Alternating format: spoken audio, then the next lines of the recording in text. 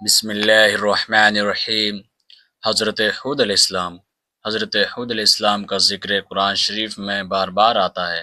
سورہ اعراف، سورہ ہود اور سورہ حشر وغیرہ میں اس کی تفصیل موجود ہے۔ حضرت نوح علیہ السلام کی اولاد مدتوں تک دنیا میں بسی رہی اور آہستہ آہستہ پھر خدا تعالیٰ کو بھول گئی۔ شیطان نے پھر ان کو بہکا کر بتوں کی پوجا پر لگا دیا۔ خداوند تعالیٰ جو اپنے بندوں پر بڑا رحم کرنے والا ہے، اس نے پھر حضرت حود علیہ السلام کو اپنا پیغمبر بنا کر ان لوگوں کے پاس بھیجا، اور انہوں نے اپنی قوم سے جو عہد کہلائی تھی کہا کہ تم خدا ہی کی عبادت کرو، اس کے سوا تمہارا کوئی معبود نہیں ہے۔ میں تم سے اس وعظ و نصیحت کے بدلے کوئی مزدوری یا اجرت نہیں مانگتا، مجھے اس کا بدلہ تو وہ خود مجھے دے گا جس نے مجھے پیدا کیا ہے۔ اور اے میری قوم، تم اپنے رب سے بخشش مانگو اور اس سے توبہ کرو، جس سے تمہارے کھیت اور باغ اچھے ہوں گے اور تمہاری طاقت بہت بڑھ جائے گی۔ وہ بولے کہ اے ہود، ہم تمہارے کہنے سے اپنے بتوں کو نہیں چھوڑ سکتے، تم کوئی نشانی دکھاؤ، ہم تو یہ سمجھتے ہیں کہ ہمارے بتوں میں سے کسی نے تم پر آسیب کر دیا ہے، یعنی جادو کر دیا ہے، اور تم دیوانے ہو گئے ہو۔ حضرت ہود علیہ السلام نے کہا کہ تم سب مل کر میرے لیے جو تدبیر کرنی چاہو کر لو، اور مجھے مہلت بھی نہ دو، میں خدا پر بھروسہ رکھتا ہوں جو میرا اور تمہارا پروردگار ہے۔ میرے ہاتھ اللہ تعالیٰ نے تمہیں جو پیغام بھیجا تھا وہ میں نے تمہیں پہنچا دیا۔ اگر تم میرا کہنا نہ مانو گے تو اللہ پاک تمہاری جگہ اور لوگوں کو بسا دے گا، اور تم خداوند تعالیٰ کا کچھ نقصان نہیں کر سکتے۔ اس پر ان کی قوم نے کہا کہ روز تم ہمیں خدا کے عذاب سے ڈراتا ہے، جو اپنے خدا سے کہو کہ ہم پر عذاب نازل کر دے اور اس میں ہرگز دیر نہ کرے۔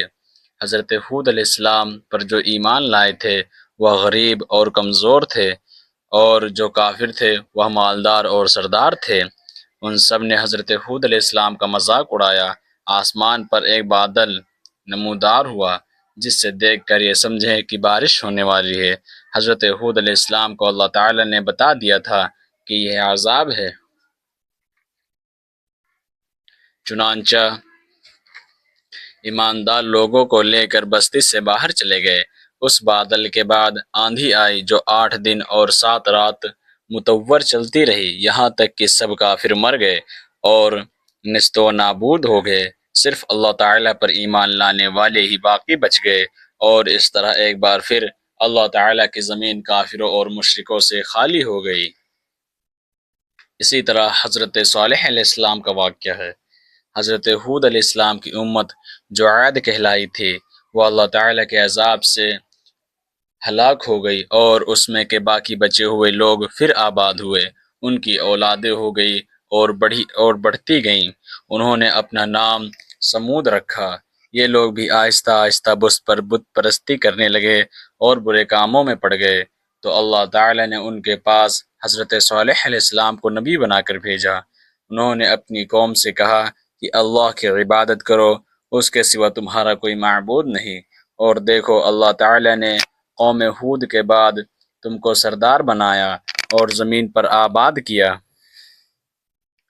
تم زمین میں بڑے بڑے محل بناتے ہو اور پہاڑوں کو کاٹ کاٹ کر اس پر بھی گھر تراشتے ہو۔ تم اللہ کی نعمتوں کا شکر ادا کرو اور زمین میں فسادات مت پھیلاؤ۔